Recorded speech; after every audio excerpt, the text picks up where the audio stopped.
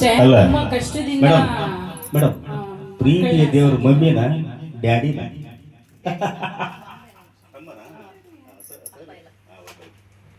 ಇವಳು ಅಷ್ಟೇ ಶಶಿಕಲಾ ತುಂಬಾ ಕಷ್ಟಪಟ್ಟು ಮಕ್ಕಳನ್ನ ಸಾಕಿದಾಳೆ.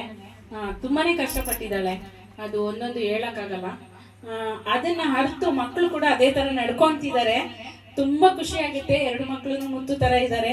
ಅವಳಿಗೆ ಆಸ್ತಿ ಐಶ್ವರ್ಯ ಎಲ್ಲ ಅವರೇನೆ, ನನಗೆ ಗೊತ್ತಿರೋ ಥರ. ಯಾಕೆಂದ್ರೆ ಅವಳಿಗೆ ಓದು ಬರಹ ಇಲ್ಲ, ಆದರೂ ಅವಳು ಗಟ್ಟಿಯಾಗಿ ನಿಂತು ಮಕ್ಕಳಿಗೋಸ್ಕರ ದುಡಿದು ಕಷ್ಟಪಟ್ಟು, ಅದು ಯಾವ ಕೆಲಸ ಆಗಿರ್ಬೋದು ನಾವು ಕೇರ್ಲೆಸ್ ಮಾಡಬಾರ್ದು.